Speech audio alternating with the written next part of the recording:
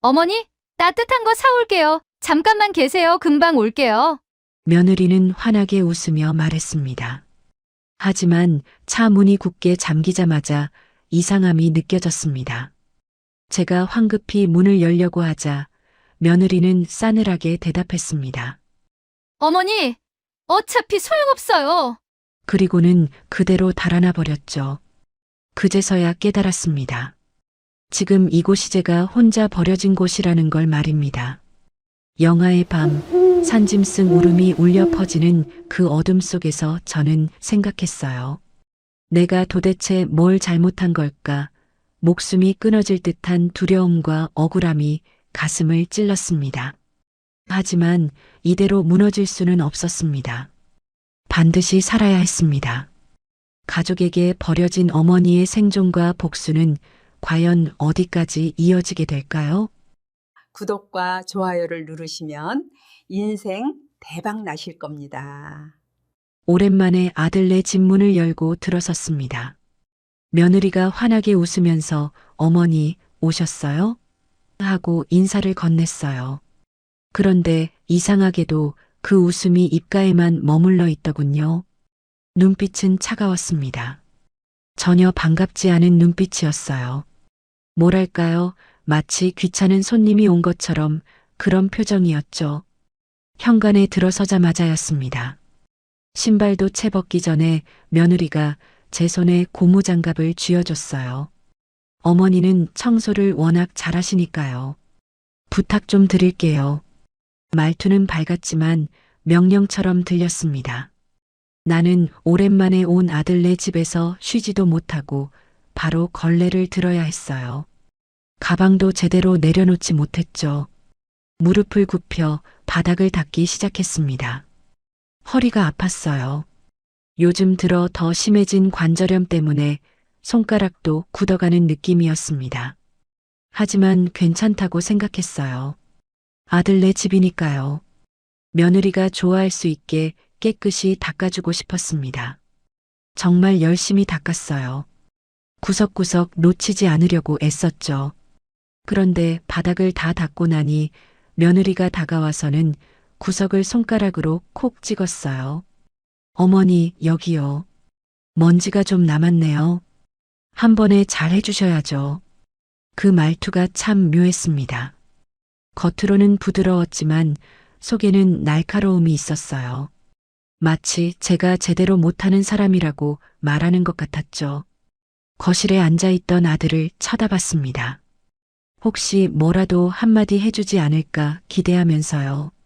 하지만 아들은 휴대폰만 들여다보며 엄마, 며느리가 원래 깔끔한 스타일이라 그래요. 이해해주세요. 하고 말했습니다. 이해하라고요.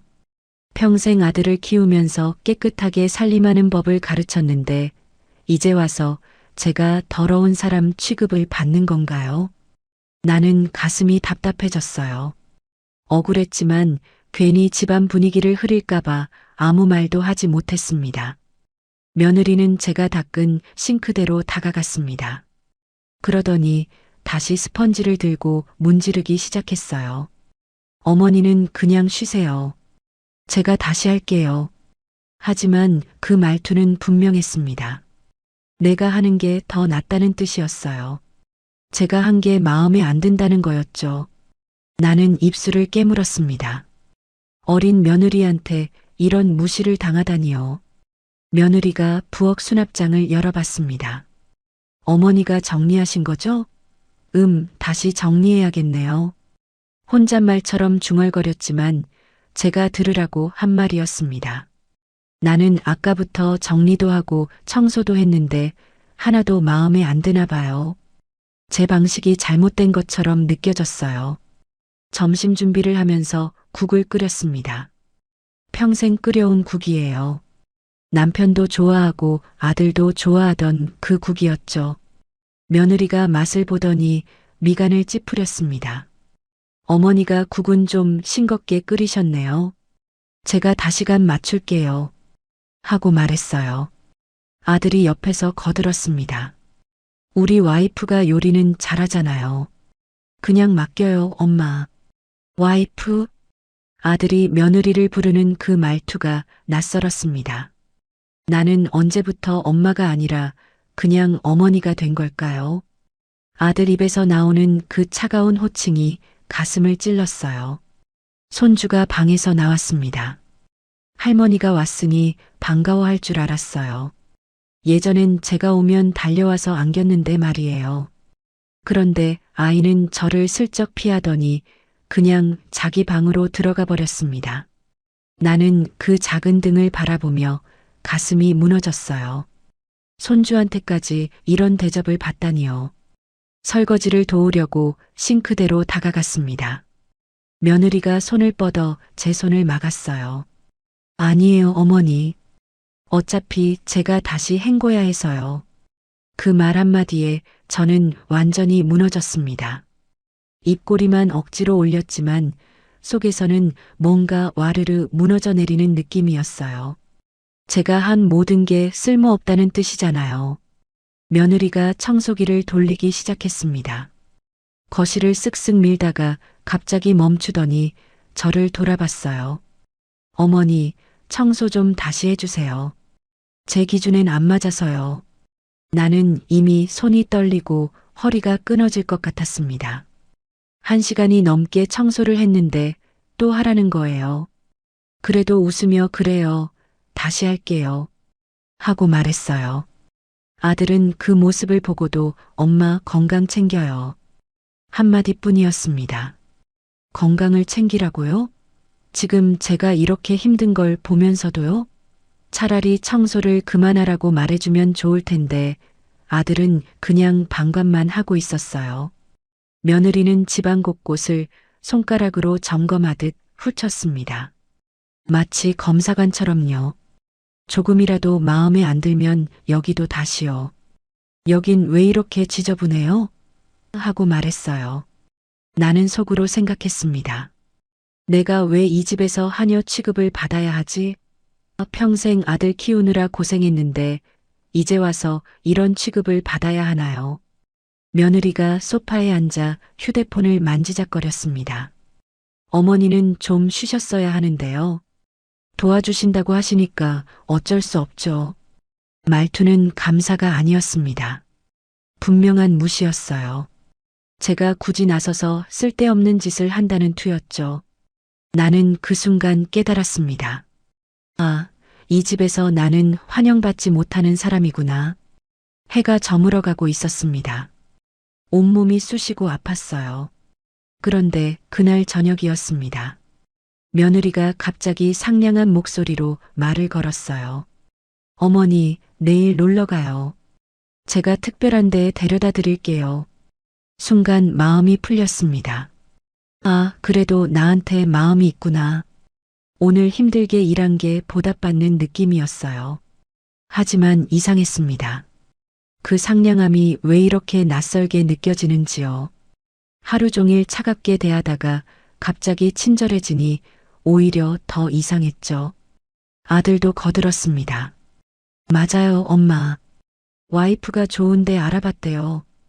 나는 그날 밤 잠을 설쳤습니다. 왠지 모를 불안함이 가슴을 짓눌렀어요. 이 불안함이 뭘까요? 며느리의 갑작스러운 친절이 왜 이렇게 무섭게 느껴지는지요. 나는 천장을 바라보며 뒤척였습니다. 밤새 한숨만 나왔어요.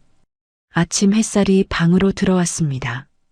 잠을 설쳐서 몸이 무거웠어요. 눈두덩이 부어 있었죠.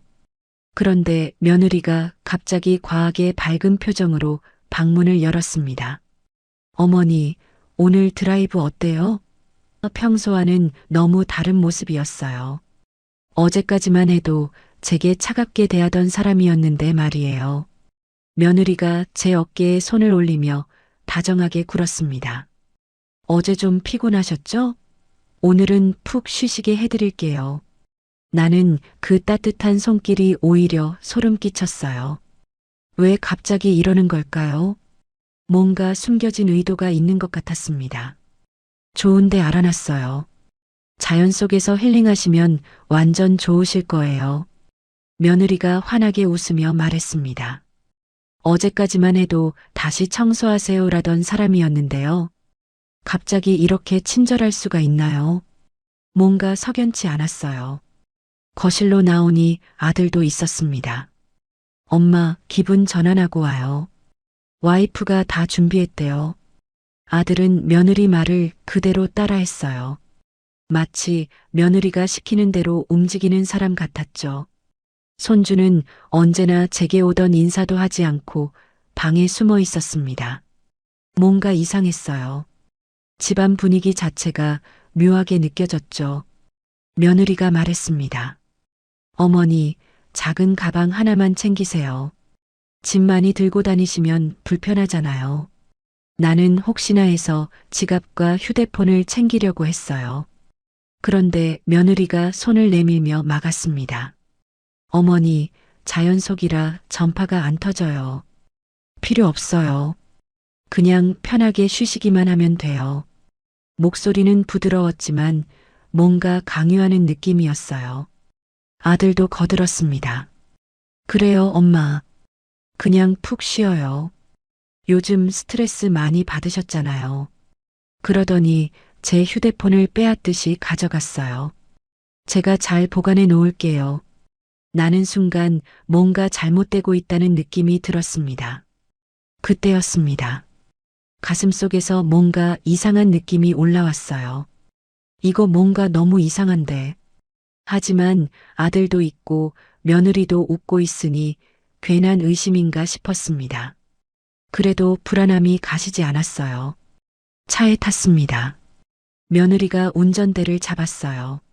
아들은 회사에 간다며 배웅만 하고 갔습니다.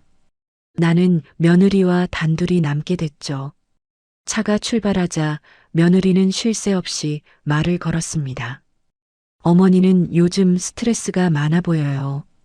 표정도 안 좋으시고요. 잠깐 아무것도 안 하고 숨어서 쉬는 곳 같은 데 가면 너무 좋아요. 제가 거기 가봤는데 완전 힐링됐거든요. 며느리의 말투는 친절했지만 뭔가 계산적으로 느껴졌어요. 나는 괜히 불안해서 창밖만 바라봤습니다. 도시를 벗어나기 시작했습니다. 도로가 점점 한산해졌어요. 차들도 별로 보이지 않았죠. 며느리가 내비게이션을 껐습니다. 여긴 제가 아는 비밀 장소예요. 내비로는 안 나와요. 그 말이 왠지 무섭게 들렸습니다. 길은 점점 숲속으로 휘어들어갔습니다. 차는 울퉁불퉁한 비포장도로로 향했어요. 나무들이 점점 빽빽해지고 주변은 어두워졌습니다. 손을 꽉 쥐었어요. 멀리 가는 거니? 얼마나 더 가야 해? 조심스럽게 물었습니다. 며느리가 웃으며 대답했습니다. 금방이에요. 어머니는 그냥 쉬세요. 좀만 더 가면 돼요. 하지만 표정에 미세한 조급함이 보였습니다. 뭔가 서두르는 것 같았어요. 자꾸 백미러를 확인하면서 운전하는 모습이 심상치 않았죠. 차 안 공기가 갑자기 답답해졌습니다. 숨쉬기가 힘들 정도였어요. 내가 뭘 잘못했나? 왜 이렇게 불안할까? 불길한 느낌이 가슴을 짓눌렀습니다. 며느리가 백미러로 저를 힐끔힐끔 확인했어요. 마치 제가 도망갈까봐 감시하는 것처럼요. 창밖을 보니 이제는 정말 사람이 살지 않는 곳 같았습니다. 나무만 빽빽하고 집도 보이지 않았어요. 어느 순간 며느리가 라디오 소리를 크게 높였습니다. 시끄러운 음악이 차 안을 가득 채웠어요. 말을 걸고 싶어도 그 소리에 묻혀버렸죠. 그 순간 백미러에 비친 며느리 얼굴을 봤습니다. 아무 감정도 느껴지지 않았어요. 차가운 얼굴이었습니다. 마치 인형 같았죠. 그 표정이 너무 무서웠어요. 나는 본능적으로 느꼈습니다. 오늘 뭔가 큰일이 나겠다. 심장이 빠르게 뛰기 시작했어요. 손에 땀이 났습니다. 차문을 잡아봤지만 이미 잠겨 있었어요. 하지만 차는 멈추지 않고 계속 산속으로 들어가고 있었습니다. 나는 입술을 깨물며 생각했죠. 이러다 정말 큰일 나는 거 아닌가. 며느리가 갑자기 말했습니다. 어머니, 조금만 참으세요. 거의 다 왔어요. 그 말투가 왠지 섬뜩했어요. 무엇을 참으라는 걸까요? 나는 더 이상 참을 수가 없었습니다. 여기 어디야? 우리 어디 가는 거야? 목소리가 떨렸어요. 며느리는 대답하지 않았습니다. 그냥 운전만 했어요. 점점 더 깊은 산속으로 들어가고 있었습니다. 차는 어느새 마을도 없는 산속 깊은 곳으로 들어가고 있었습니다. 양옆은 울창한 나무뿐이었어요. 사람 그림자조차 보이지 않았습니다. 나는 창밖을 보며 점점 더 불안해졌어요. 이런 깊은 산속에 대체 무엇이 있다는 걸까요? 여기 맞아? 정말 여기가 맞는 거야? 조심스럽게 물었습니다. 며느리는 짧게 대답했어요. 응.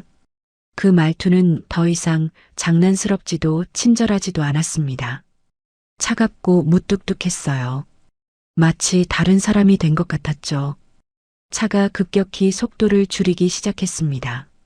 숲길 한가운데였어요. 주변은 나무로 가득했고 하늘도 제대로 보이지 않았습니다. 며느리가 시동을 껐어요. 갑자기 세상이 고요해졌습니다. 엔진 소리가 멈추자 새소리마저 들리지 않았어요. 어머니, 잠깐만요. 화장실 좀 다녀올게요. 며느리가 말했습니다. 나는 차에서 내렸어요. 바람을 쐬려고요. 하지만 공기는 너무 싸늘하고 눅눅했습니다. 햇빛도 제대로 들지 않는 곳이었어요. 주변을 둘러봤습니다. 길이라고 부르기도 힘든 곳이었어요. 바닥은 젖은 흙과 낙엽으로 뒤덮여 있었고 여기저기 풀들이 무성했습니다. 발을 디딜 때마다 푹푹 빠지는 느낌이었어요. 멀리서 새 울음소리 같은 게 들렸습니다. 아니, 그게 새소리였을까요? 뭔가 다른 소리 같기도 했어요. 며느리가 차 문을 닫으며 말했습니다. 어머니, 여기 딱 기다리세요. 금방 돌아와요. 나는 무언가 이상해서 차 문을 잡으려고 했어요. 하지만 며느리가 손을 뿌리쳤습니다. 어머니, 차에 타 계시면 위험해요. 그 말이 왜 나왔을까요? 무엇이 위험하다는 걸까요? 며느리가 차에 올라탔습니다. 나는 어디 가는 거야? 하고 물었어요. 며느리가 미소를 지었습니다. 그런데 그 미소가 너무 이상했어요. 사람이 짓는 미소가 아니었습니다. 입만 웃고 있을 뿐 눈은 전혀 웃지 않았어요. 따뜻한 음식 좀 사올게요. 금방 와요. 좀만 계세요. 며느리가 말했습니다. 그리고 차 문을 잠가버렸어요. 나는 두드리며 소리쳤습니다. 아, 뭐 하는 거야? 문 열어. 손으로 차창을 두드렸지만 며느리는 움직이지 않았어요. 며느리가 유리창을 조금 내렸습니다. 어머니, 그냥 여기 계세요. 소리 질러도 사람이 없어서 소용없어요. 그 한마디가 칼처럼 가슴을 찔렀습니다. 무슨 뜻일까요? 설마, 정말 설마요. 차가 천천히 뒤로 물러나기 시작했습니다. 방향을 바꾸더니 앞으로 나가기 시작했어요. 어디 가는 거야? 나는 소리쳤습니다. 뒤따라 뛰어가려고 했지만 이미 늦었어요. 며느리는 고개를 숙이고 가속 페달을 밟았습니다. 차는 먼지를 날리며 산 아래로 사라져 버렸어요. 그 순간 나는 완전히 혼자가 됐습니다. 차 소리가 점점 멀어지더니 이윽고 완전히 사라졌어요. 숲은 다시 고요해졌습니다. 너무 조용했어요. 무서울 정도로 조용했죠. 나는 그 자리에 멍하니 서 있었습니다. 믿을 수가 없었어요. 정말로 나를 두고 간 걸까요? 아니, 이건 꿈일 거예요. 악몽일 거라고요. 하지만 발밑에 차가운 흙, 얼굴을 스치는 싸늘한 바람이 현실이라고 말하고 있었습니다. 사람 살려요. 누구 없어요. 소리쳤습니다. 하지만 메아리만 돌아왔어요. 아무도 대답하지 않았습니다. 며느리 말이 맞았어요. 정말 아무도 없었습니다. 다리가 풀렸습니다. 주저앉으면서 눈물이 터져 나왔어요. 왜 이러는 거야? 목이 메었습니다. 평생 아들을 키웠는데 이런 대접을 받아야 하나요? 며느리한테 잘해주려고 애썼는데 이게 보답인가요? 하늘을 올려다봤습니다. 나뭇가지 사이로 하늘이 조금 보였어요. 해가 기울어가고 있었습니다. 곧 어두워질 거예요. 나는 이곳에서 밤을 보내야 하는 걸까요? 혼자서요. 손이 떨렸습니다. 온몸이 떨렸어요. 추워서가 아니었습니다. 두려움 때문이었죠. 평생 살면서 이렇게 무서웠던 적이 없었어요. 전쟁 때도 가난했을 때도 이렇게까지 무섭지는 않았습니다. 나는 천천히 일어났습니다. 울고만 있을 수는 없었어요. 일단 살아남아야 했습니다. 주변을 둘러보니 큰 나무 아래에 공간이 좀 있었어요. 거기라도 가야겠다고 생각했습니다. 차가 완전히 사라지자 숲은 갑자기 정막에 잠겼습니다. 바람이 스치는 소리만 들렸어요. 나뭇잎이 바스락거리는 소리, 어디선가 들려오는 새 울음소리, 그게 전부였습니다. 나는 믿을 수가 없었어요. 정말로 나를 두고 간 겁니까? 아들과 며느리가 계획한 일이었을까요? 심장이 건너뛰는 듯 했습니다.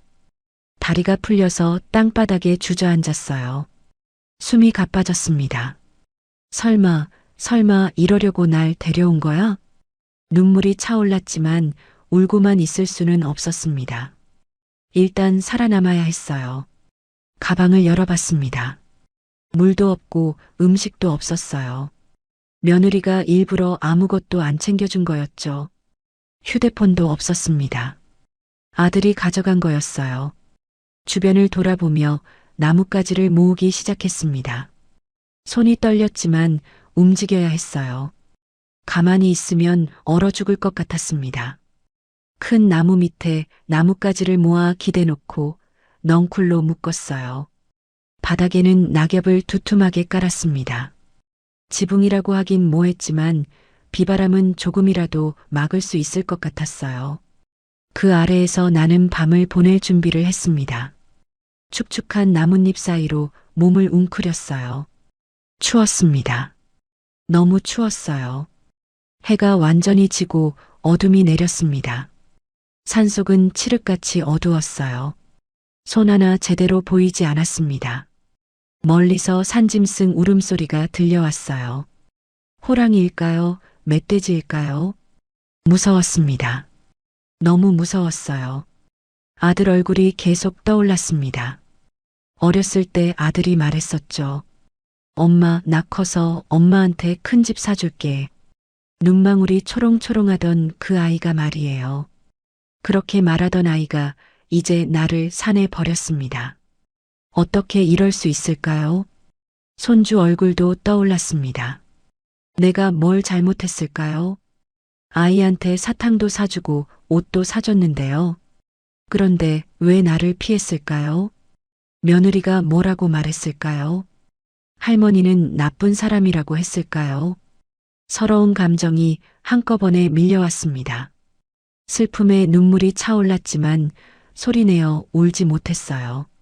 소리를 내면 산짐승이 몰려올까봐 두려웠습니다. 입을 막고 조용히 흐느꼈어요. 목이 메고 가슴이 아팠습니다. 밤은 깊어갔습니다. 춥고 무섭고 외로웠어요. 하지만 이렇게 죽을 수는 없다는 생각이 들었습니다. 나는 스스로에게 속삭였어요. 살아야 해. 살아서 이유를 밝혀야 해. 왜 나를 버렸는지 알아야 했어요. 어둠 속에서 나는 평생 들은 적 없는 공포에 떨었습니다. 온몸이 떨렸어요. 하지만 참았습니다. 참아야 했어요. 죽으면 안 됐습니다. 새벽녘이 되자 정신이 흐려졌습니다. 너무 추웠어요. 온몸의 감각이 사라지는 것 같았습니다. 눈이 감겼어요. 그리고 나는 끝내 기절해버렸습니다. 얼마나 시간이 흘렀을까요? 누군가의 목소리가 들렸습니다. 어르신, 어르신, 괜찮으세요? 꿈일까요? 환청일까요? 하지만 목소리는 계속 들렸어요. 여기 사람 있어요. 눈을 간신히 떴습니다. 흐릿하게 사람의 모습이 보였어요. 등산복을 입은 남자 2명이었습니다. 산행하던 등산객이었어요. 그들의 목소리가 천국의 소리처럼 들렸습니다. 어르신, 정신 차리세요. 어떻게 여기 계세요? 한 사람이 물을 입에 넣어줬어요. 물이 목으로 넘어가자 정신이 조금 들었습니다. 다른 사람은 119에 전화를 걸었어요. 네, 산속에 어르신이 쓰러져 계십니다. 빨리 와주세요. 나는 말하려고 했지만 목소리가 나오지 않았습니다. 입술이 갈라져 있었고 목이 너무 말랐어요. 등산객이 담요를 꺼내 덮어줬습니다. 괜찮으세요? 곧 구급차 올 거예요. 구급대원이 도착했을 때 나는 거의 의식이 없었습니다. 어르신, 여기 어떻게 오셨어요? 누군가 물었지만 나는 대답할 힘조차 없었어요. 들것에 실려 산을 내려갔습니다. 병원으로 옮겨지는 동안 누군가 외쳤습니다. 저체온증입니다. 빨리 처치하세요. 나는 눈을 감았어요. 더 이상 버틸 힘이 없었습니다. 며칠 동안 나는 중환자실에서 버텼습니다. 의식이 왔다 갔다 했어요. 깨어날 때마다 천장만 보였습니다. 차가운 병실, 기계 소리, 그게 전부였어요. 드디어 완전히 깨어났을 때 보호자는 아무도 없었습니다. 아들도 며느리도 오지 않았어요. 침대 옆은 텅 비어 있었습니다. 나는 그때 확신했어요. 아들까지 나를 버린 거라고요. 사회복지사가 왔습니다. 어르신, 주소지 가족에게 연락했는데 받지 않으시네요. 눈물이 나고 싶었지만 참았어요. 울면 안 될 것 같았습니다. 더 이상 약해지면 안 됐어요. 며칠 뒤 회복하자 퇴원 준비를 했습니다. 갈 곳이 없었어요. 집으로는 돌아갈 수 없었습니다. 산에 버린 며느리가 다시 올까봐 두려웠어요. 그리고 아들은 이제 믿을 수 없었습니다. 어디로 가야 할까요? 한참을 고민했어요. 생각 끝에 죽은 남편이 쓰던 옛 공방이 떠올랐습니다. 그곳밖에 없었어요. 마지막으로 기댈 곳은 그뿐이었습니다. 버스 정류장에 섰습니다. 몸은 여전히 아팠지만 움직여야 했어요. 버스가 왔습니다. 나는 몸을 실었어요. 창밖을 보며 생각했습니다. 이제 어떻게 살아야 할까? 산속에서 이틀째 되는 날이었습니다. 정확히는 얼마나 시간이 흘렀는지도 모르겠어요. 의식이 왔다 갔다 했습니다.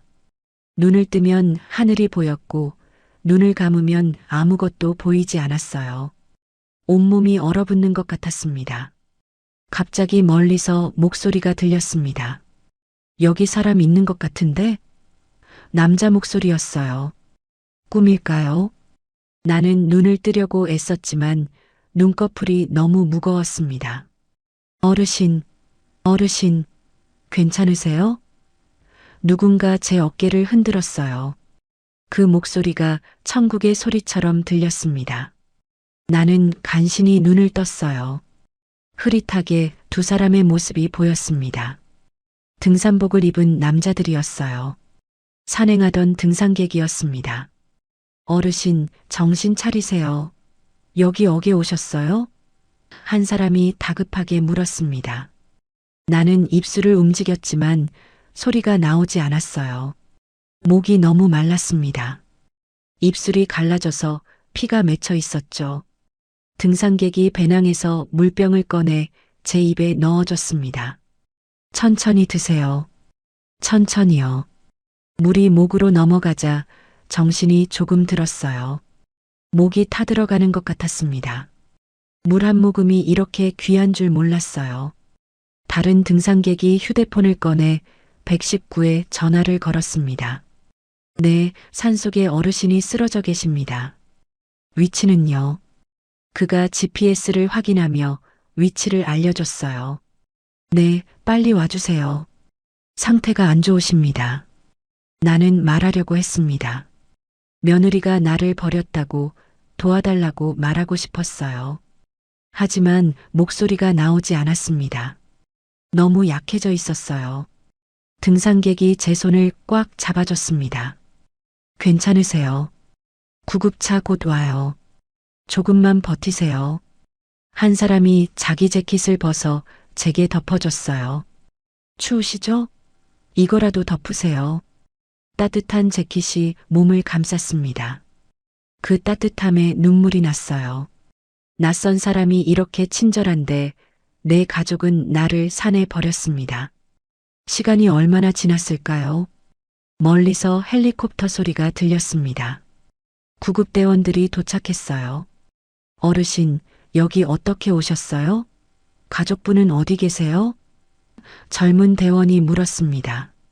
나는 고개를 저었어요. 가족이요? 가족이 나를 여기 버렸는데요. 들것에 실렸습니다. 등산객 한 분이 제 손을 잡으며 말했어요. 어르신, 꼭 괜찮아지세요. 건강하세요. 고마웠습니다. 정말 고마웠어요. 낯선 사람의 따뜻한 손길이 이렇게 고마울 줄 몰랐습니다. 산을 내려가는 동안 의식이 흐려졌습니다. 누군가 외쳤어요. 저체온증입니다. 빨리 처치하세요. 바쁘게 움직이는 소리가 들렸습니다. 나는 눈을 감았어요. 더 이상 버틸 힘이 없었습니다. 병원에 도착했습니다. 응급실 불빛이 눈부셨어요. 의사와 간호사들이 바쁘게 움직였습니다. 혈압이 떨어지고 있습니다. 수액 연결하세요. 여러 목소리가 들렸지만 무슨 말인지 이해할 수 없었어요.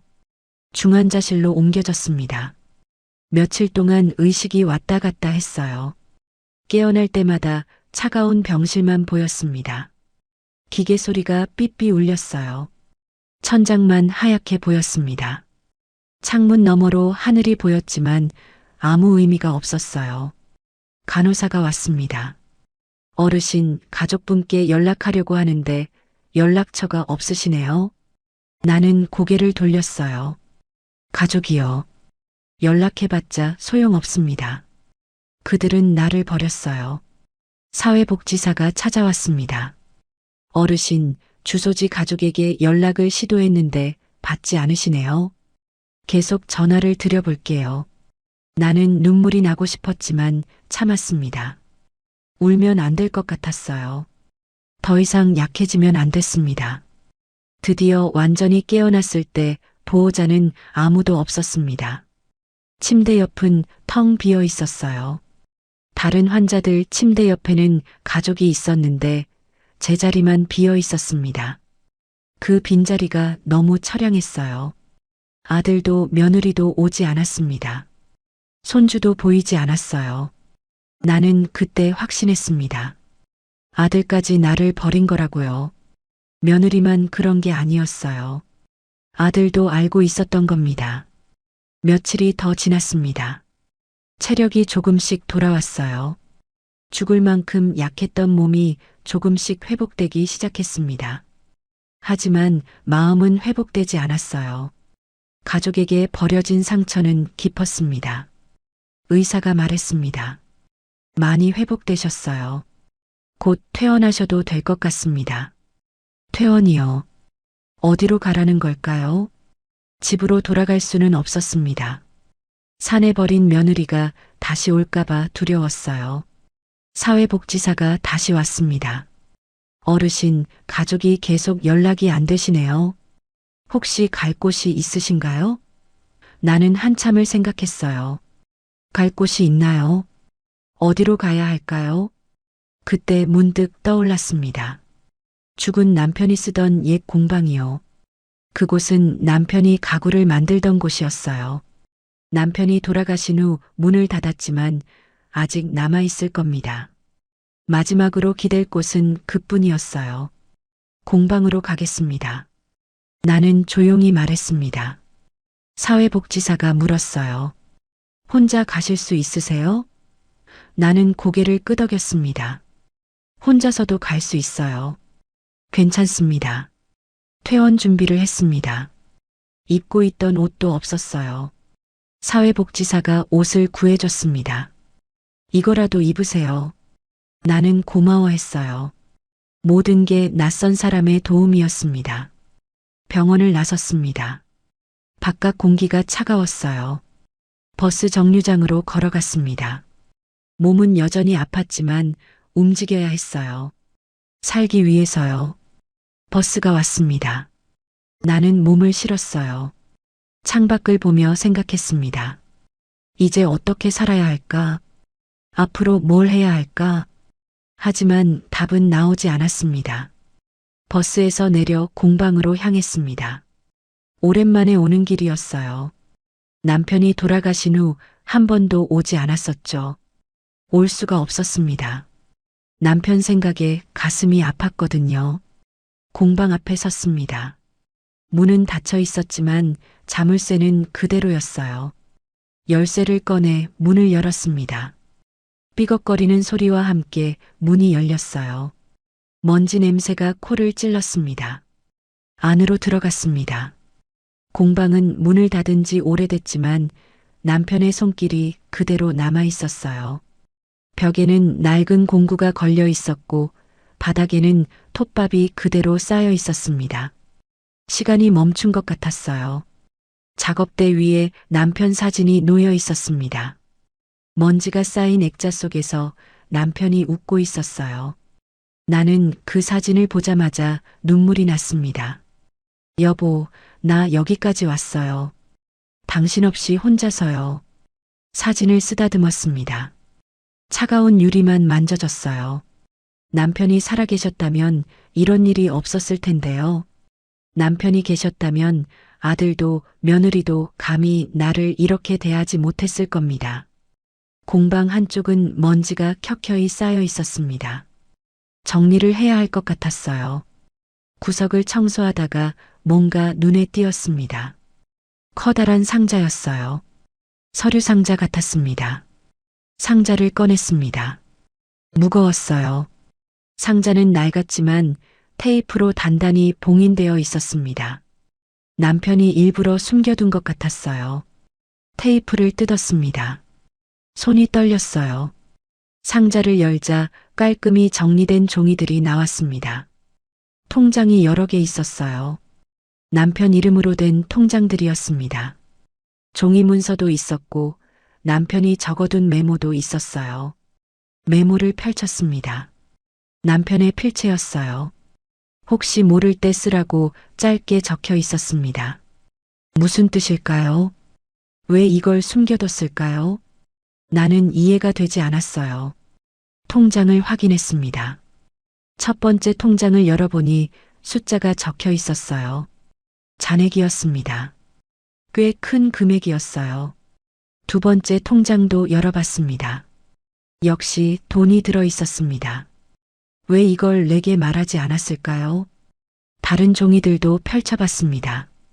어떤 종이에는 숫자와 주소가 적혀 있었어요. 부동산 같았습니다. 하지만 어려운 용어들이 많아서 나는 도무지 읽을 수 없었어요. 보험 증서 같은 것도 있었습니다. 보험 증서를 봤습니다. 남편 이름으로 된 보험이었어요. 수익자는 제 이름이었습니다. 하지만 그 안에 적힌 어려운 말들 때문에 나는 이해하지 못했어요. 피보험자, 수익금 같은 단어들이 무슨 뜻인지 몰랐습니다. 이걸 남편이 왜 나한테 숨겼을까요? 혼잣말을 했습니다. 남편은 평생 나한테 숨기는 게 없었는데요. 왜 이 문서들은 숨겨뒀을까요? 혹시 무슨 이유가 있었을까요? 나를 버린 아들과 며느리 얼굴이 떠올랐습니다. 혹시 이 문서들 때문에 그들이 나를 버린 걸까요? 이 돈 때문에요. 하지만 확신할 수는 없었습니다. 어떻게 알 수 있을까요? 상자 밑바닥을 뒤졌습니다. 또 다른 종이가 나왔어요. 명함이었습니다. 정혜은 변호사라고 적혀 있었어요. 남편이 생전에 믿었던 변호사였습니다. 몇 번 만난 적이 있었어요. 그래요. 이 사람한테 물어봐야겠어요. 변호사라면 이 문서들이 무슨 뜻인지 알 거예요. 나는 명함을 꼭 쥐었습니다. 이 사람이 진실을 알려줄 수 있을 거예요. 상자를 다시 봤습니다. 남편이 왜 이걸 숨겨뒀는지, 왜 혹시 모를 때 쓰라고 했는지 알고 싶었어요. 혹시 남편이 뭔가 예감한 걸까요? 무슨 일이 생길 거라고 생각했던 걸까요? 밤이 깊어갔습니다. 나는 공방 바닥에 앉아 서류들을 다시 한번 살폈어요. 하나하나 읽어봤지만 이해할 수 없는 것들 뿐이었습니다. 전문가의 도움이 필요했어요. 남편 사진을 다시 바라봤습니다. 여보, 당신이 남긴 걸 제대로 알아볼게요. 이게 뭔지, 왜 숨겨뒀는지 꼭 알아낼게요. 나는 상자를 꼭 껴안았습니다. 그날 밤 공방에서 잤습니다. 작업대 옆에 이불을 깔고 누웠어요. 불편했지만 괜찮았습니다. 적어도 여기는 안전했어요. 며느리가 찾아올 리 없었고 아들도 이곳을 모를 거예요. 새벽에 잠이 깼습니다. 상자가 눈에 들어왔어요. 저 안에 뭔가 답이 있을 거예요. 내가 왜 버려졌는지, 아들과 며느리가 왜 그랬는지 알 수 있을 거라는 예감이 들었습니다. 날이 밝자마자 움직이기로 했습니다. 정혜윤 변호사를 찾아가야 했어요. 이 문서들을 보여주고 설명을 들어야 했습니다. 그래야 다음을 준비할 수 있을 거예요. 옷을 챙겨 입고 상자를 들었습니다. 무거웠지만 힘을 냈어요. 남편 사진을 한 번 더 봤습니다.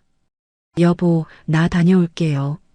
당신이 남긴 것들을 제대로 알아보고 올게요. 공방 문을 나서며 생각했습니다. 이제 진실을 알아낼 차례예요. 아들과 며느리가 왜 그랬는지, 무엇 때문에 나를 산에 버렸는지 밝혀낼 거예요. 더 이상 당하고만 있지 않을 겁니다. 변호사 사무실 앞에 섰습니다. 오래된 건물이었어요. 하지만 깨끗하게 관리되고 있었습니다. 남편이 다니던 곳이라 익숙했어요. 심호흡을 하고 문을 열었습니다. 직원이 놀라며 나를 맞이했습니다.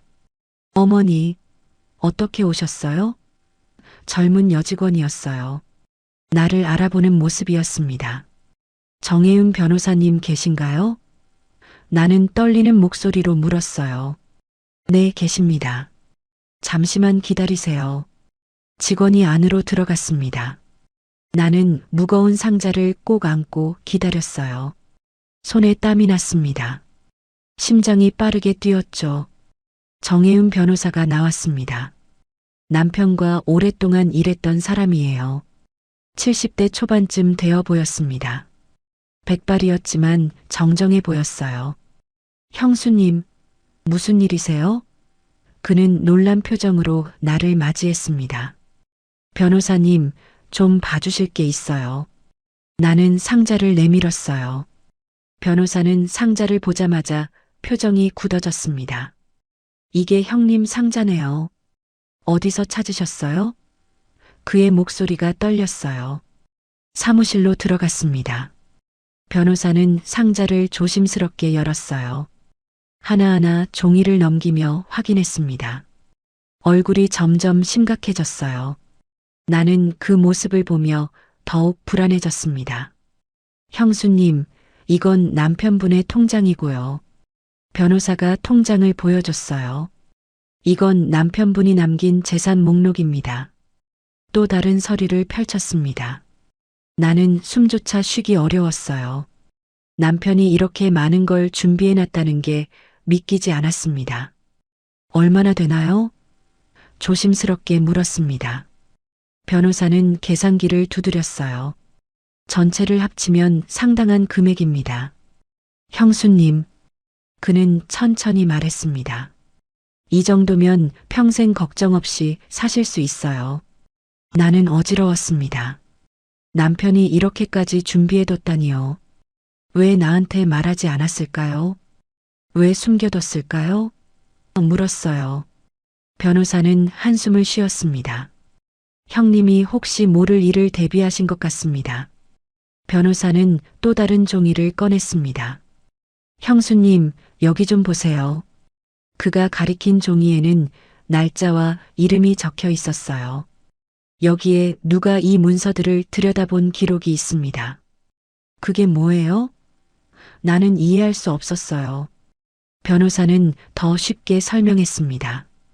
어머님 몰래 누군가 형님 재산을 알아보려고 한 겁니다. 법무사를 통해서요. 그 말에 가슴이 철렁 내려앉았습니다. 누구예요? 떨리는 목소리로 물었어요. 변호사는 조심스럽게 내 눈을 바라보며 말했습니다. 여기 적힌 이름이요. 그는 잠시 말을 멈췄어요. 며느님 성함입니다. 내 온몸이 얼어붙었습니다. 며느리요? 며느리가 남편 재산을 알아봤다고요? 언제부터요? 간신히 물었습니다. 6개월 전부터입니다. 변호사가 대답했어요. 6개월 전이면 제가 며느리네 집에 자주 놀러 가던 때였어요. 그때 며느리가 친절하게 대해줬었죠. 그게 다 계획이었던 건가요? 제 재산을 노리고 있었던 거예요. 변호사는 말투를 더 부드럽게 바꿨습니다. 형수님, 더 말씀드릴 게 있습니다. 그가 다른 서류를 꺼냈어요. 아드님도 함께 움직인 흔적이 있습니다. 뭐라고요? 나는 믿을 수 없었어요. 아들도요? 변호사는 고개를 끄덕였습니다. 네, 둘이 같이요. 어머님 몰래 준비했다는 뜻입니다. 나는 기절할 것 같았습니다. 산에 버려진 그날이 떠올랐어요. 아들이 며느리를 거들던 모습, 손주가 나를 피하던 모습, 모든 게 연결됐습니다.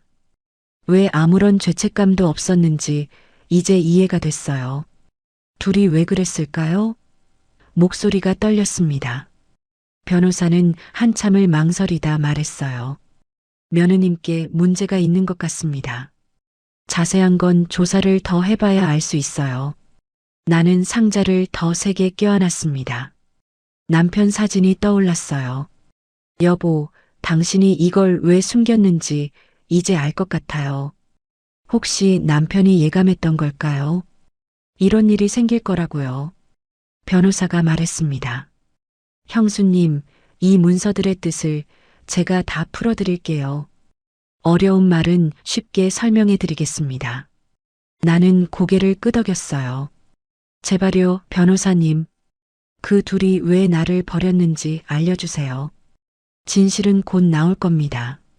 변호사가 제 손을 잡았어요. 어머님은 준비만 하시면 됩니다. 제가 도와드리겠습니다. 그 말에 눈물이 났습니다. 낯선 사람이 이렇게 도와주는데 내 가족은 나를 버렸어요. 며느리하고 아들이 뭘 노린 건가요? 물었습니다. 변호사는 진지한 표정으로 대답했어요. 아마도 이 재산을 손에 넣으려고 했던 것 같습니다. 하지만 정확한 이유는 조사를 해봐야 알 수 있어요. 밖으로 나왔습니다. 하늘이 흐렸어요. 비가 올 것 같았습니다. 나는 상자를 꼭 안고 걸었어요. 남편 사진을 떠올렸습니다. 여보, 나 이제 도망치지 않을 거예요. 진실을 밝혀낼 거예요. 공방으로 돌아가는 길에 생각했습니다. 며느리와 아들이 공범이라니요. 6개월 동안 계획한 일이라니요. 나는 그동안 아무것도 몰랐어요. 청소하고 요리하면서 며느리 비위나 맞춰주고 있었죠. 분노가 치밀어 올랐습니다. 하지만 참았어요. 지금은 감정적으로 행동하면 안 됐습니다. 냉정하게 대처해야 했어요. 변호사가 진실을 밝혀줄 거예요. 그때까지 기다려야 했습니다. 며칠이 지났습니다. 변호사에게서 연락이 왔어요. 형수님, 다시 한번 오실 수 있으세요? 모든 걸 정리했습니다. 나는 바로 사무실로 향했습니다. 이제 전체 진실을 알 수 있을 거예요. 사무실에 들어서자 변호사가 두꺼운 파일을 앞에 놓고 있었습니다. 표정이 매우 심각했어요. 형수님 앉으세요. 나는 떨리는 다리로 의자에 앉았습니다. 어머님, 이제 전부 말씀드릴게요. 변호사의 말투는 매우 조심스러웠습니다. 쉽게 설명드리겠습니다. 나는 꼭 준비하듯 손을 꼭 쥐었어요. 첫 번째 사실입니다. 변호사가 서류를 펼쳤어요. 며느님이 남들에게 돈을 많이 빌렸습니다. 그런데 갚지 않았어요. 얼마나 빌렸냐고 물었더니 변호사는 한숨을 쉬었습니다. 상당한 금액입니다. 왜 빌렸나요? 물었어요. 변호사는 말했습니다. 쇼핑, 명품, 여행이요. 며느님이 돈을 많이 쓰셨던 것 같습니다. 나는 기가 막혔어요. 그러면서 제게는 청소나 시키고 있었던 거예요. 두 번째 사실입니다. 변호사가 또 다른 서류를 꺼냈어요. 사채업자들에게 쫓기고 있었습니다. 돈을 갚으라고 협박도 받았어요. 사채업자요? 얼마나 심각한 상황이었던 거예요. 변호사는 휴대폰 문자 내역을 보여줬습니다. 여기 보세요. 협박 문자들입니다. 나는 읽어봤어요. 무섭고 위협적인 내용들이었습니다. 빨리 갚아라, 가만두지 않겠다 같은 말들이요. 세 번째 사실입니다. 변호사가 말을 이었어요. 아드님도 이 상황을 알고 있었습니다. 내 심장이 멈추는 것 같았어요. 아들도 알고 있었다고요? 며느님이 아드님한테 말했어요. 그리고 도움을 요청했습니다.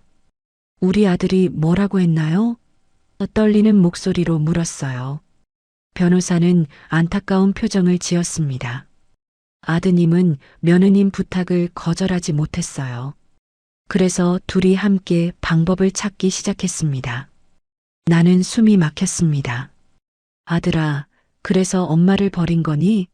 며느리 빚 때문에? 내가 평생 키운 아들이 그렇게 쉽게 나를 포기한 거야? 네 번째 사실입니다. 변호사의 목소리가 더 낮아졌어요. 두 사람은 형님의 재산을 알아봤습니다. 6개월 전부터요. 이 문서를 손에 넣으면 모든 빚을 해결할 수 있다고 생각한 겁니다. 변호사가 또 다른 서류를 보여줬어요. 며느님이 법무사를 찾아갔습니다. 형수님 명의 재산을 조회하려고요. 하지만 직접 조회는 안 되니까 다른 방법을 찾았죠. 무슨 방법이요? 나는 물었어요.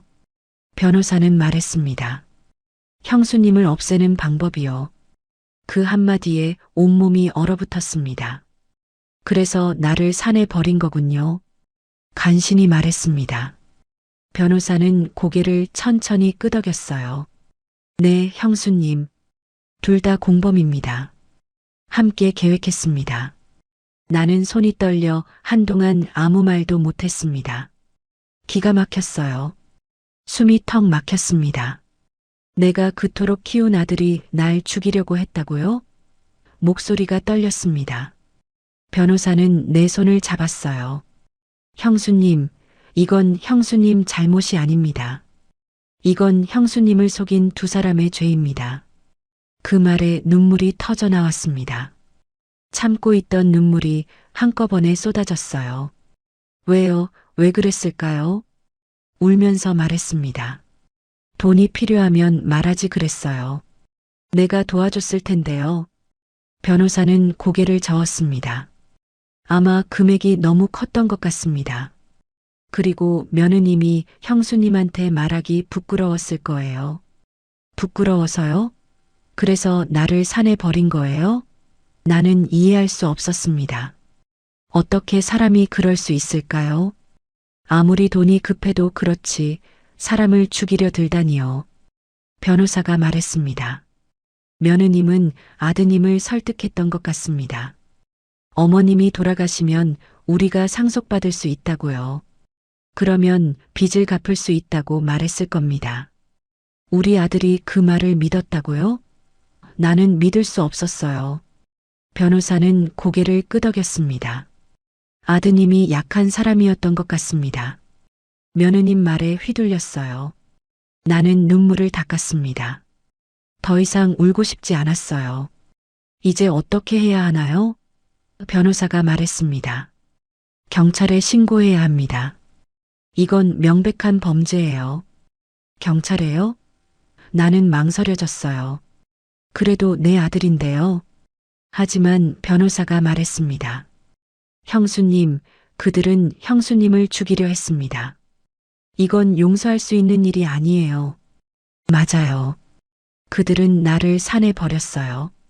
추운 산 속에서 죽으라고 버렸습니다. 만약 등산객이 발견하지 못했다면 나는 정말 죽었을 거예요.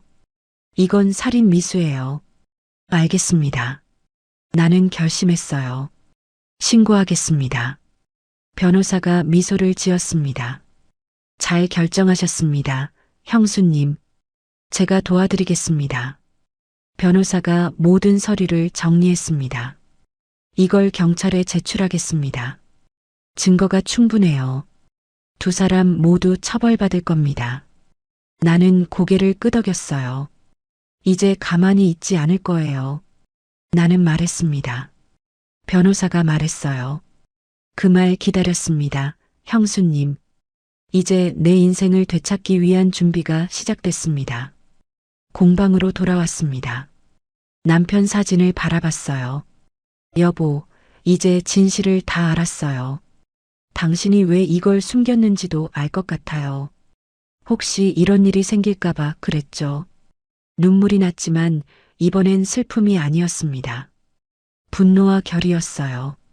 변호사가 움직이기 시작했습니다. 형수님, 이제 시작합니다. 그의 목소리는 단호했어요. 나는 고개를 끄덕였습니다. 부탁드립니다.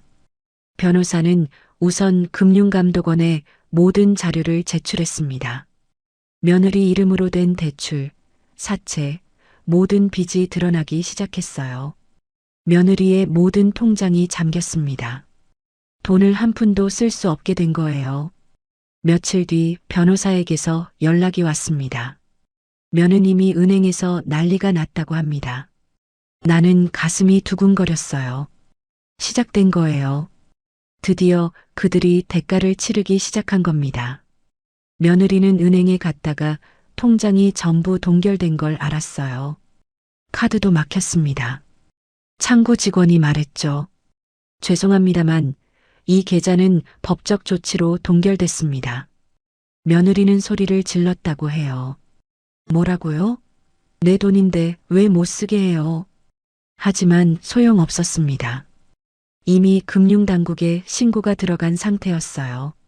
며느리의 모든 금융거래가 추적되기 시작했습니다. 얼마나 많은 빚이 있는지, 어디서 돈을 빌렸는지 모두 드러났죠. 아들도 카드가 막혔습니다. 며느리와 연대보증을 선 카드들이었어요. 아들은 회사에서 카드가 거부되자 당황했다고 합니다. 무슨 일이지? 왜 카드가 안 되지? 그제야 상황의 심각성을 깨달았을 거예요. 집으로 돌아온 아들과 며느리는 서로를 의심하기 시작했습니다.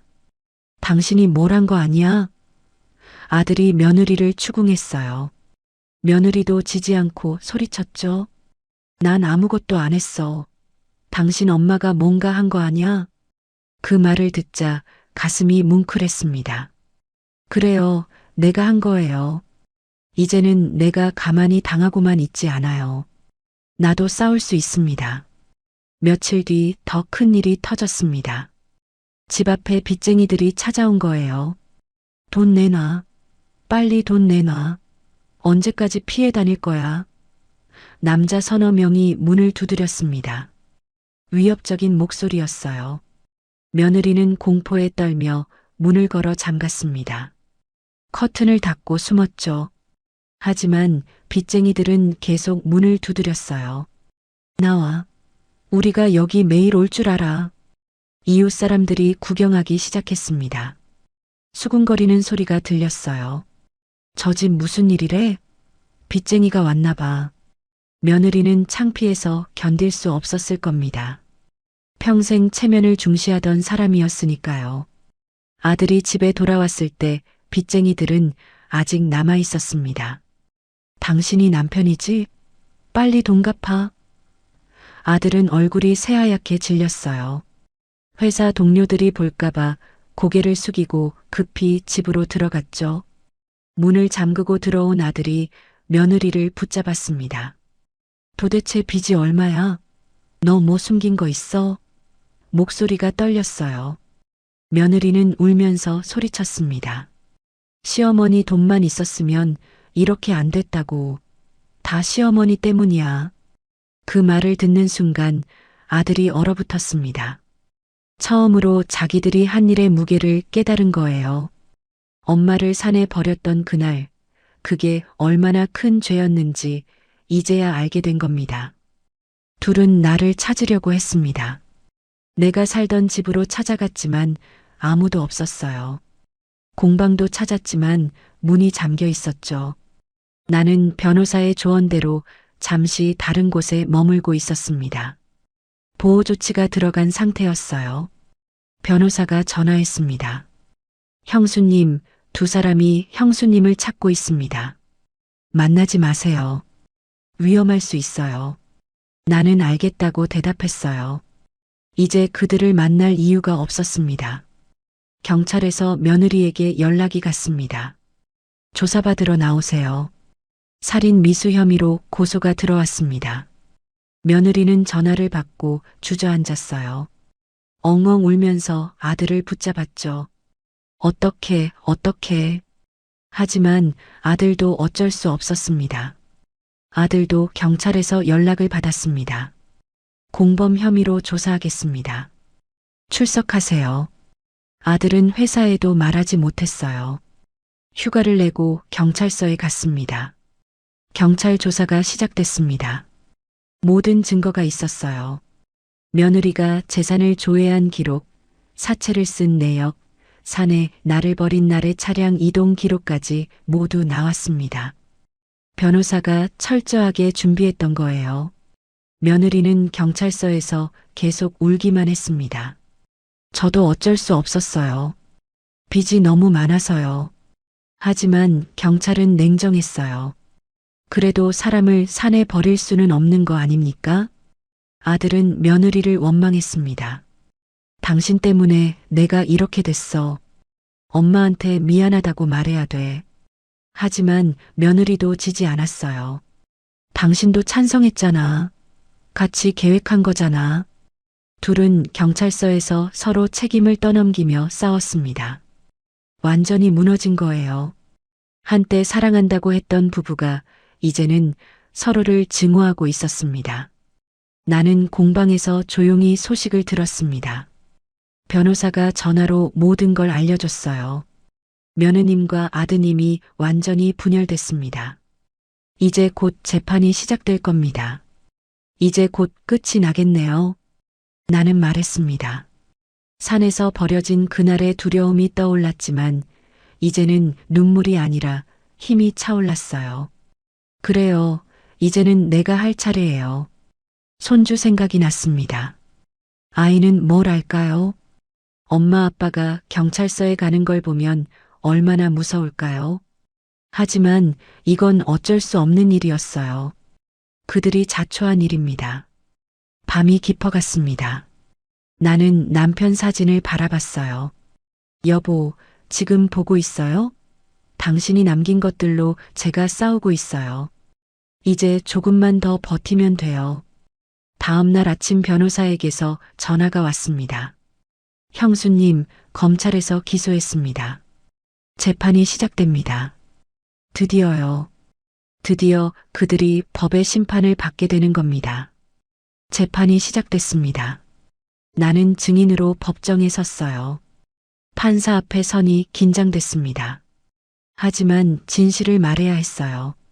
산에 버려졌을 때 어떠셨습니까? 검사가 물었습니다. 나는 떨리는 목소리로 대답했어요. 죽는 줄 알았습니다. 추웠고 무서웠어요. 왜 내 가족이 나를 버렸는지 이해할 수 없었습니다. 며느리는 피고인석에 앉아 고개를 숙이고 있었습니다. 아들도 옆에 앉아 있었어요.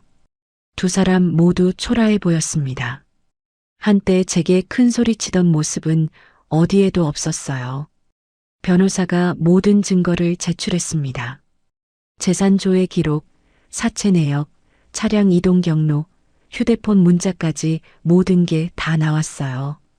판사는 서류를 넘기며 심각한 표정을 지었습니다. 며느리 변호인이 말했습니다. 피고인은 깊이 반성하고 있습니다. 경제적 어려움 때문에 어쩔 수 없었던 상황을 참작해 주시기 바랍니다. 하지만 검사가 반박했어요. 경제적 어려움이 살인 미수를 정당화할 수는 없습니다. 재판은 석 달간 이어졌습니다. 그동안 나는 공방에서 조용히 지냈어요. 재판에 갈 때마다 가슴이 아팠습니다. 아들의 초라한 모습을 볼 때마다 마음이 무너졌어요. 하지만 이건 그들이 선택한 길이었습니다. 드디어 선고일이 왔습니다. 나는 방청석 뒤쪽에 조용히 앉아 있었어요. 판사가 말했습니다. 피고인들은 경제적 이득을 위해 피해자를 산에 유기했습니다.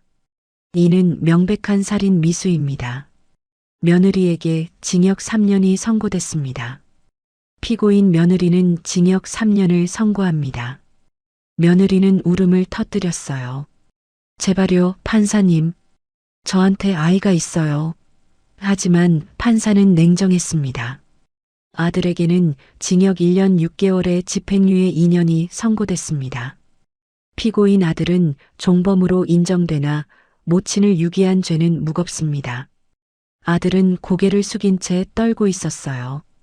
며느리가 재판장에서 나를 돌아봤습니다. 어머니, 제발 용서해 주세요. 제가 잘못했어요. 울면서 소리쳤어요. 하지만 나는 일어나 뒤돌아 걸어 나왔습니다. 더 이상 그들에게 해줄 말이 없었어요. 법정을 나서니 세상이 조용해진 것 같았습니다. 하늘이 맑았어요. 바람이 불었습니다. 나는 천천히 숨을 쉬었어요. 드디어 끝났습니다. 공방으로 돌아왔습니다. 남편 사진 앞에 섰어요. 여보, 다 끝났어요. 당신이 남긴 것들로 제가 이겼어요.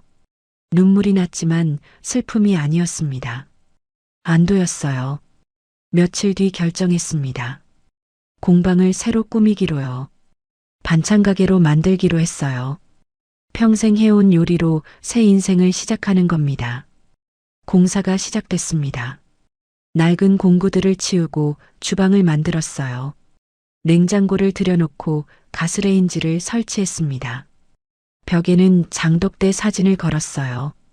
한 달 뒤 가게가 문을 열었습니다. 할매네 반찬이라는 간판을 달았어요. 작은 가게였지만 정성껏 꾸몄습니다.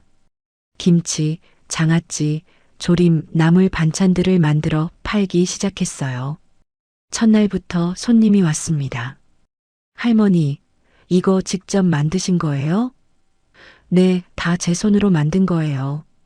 손님들은 맛있다고 칭찬했어요. 어머, 이 김치 정말 맛있네요. 장아찌도 끝내주네요. 동네 사람들이 소문을 냈습니다.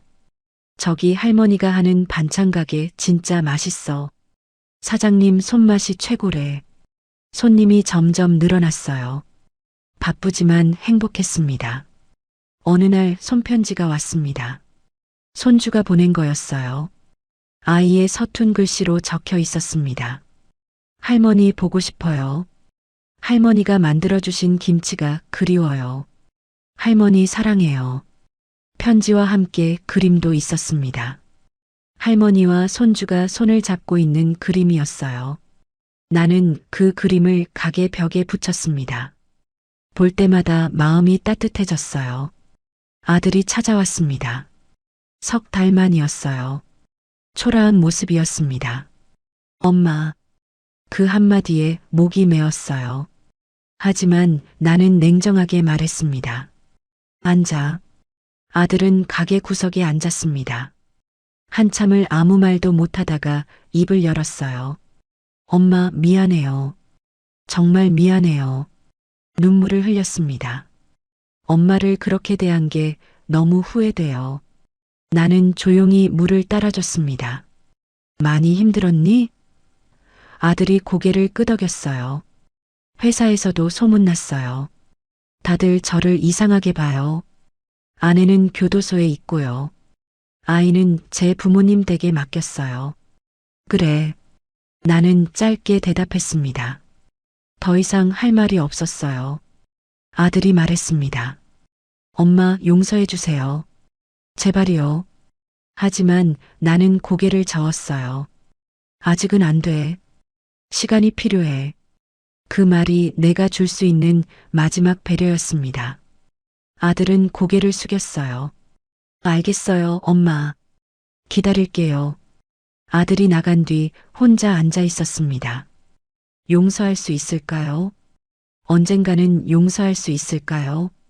잘 모르겠어요. 하지만 지금은 아닙니다. 시간이 필요해요. 계절이 바뀌었습니다. 겨울이 지나고 봄이 왔어요. 가게는 장사가 잘 됐습니다.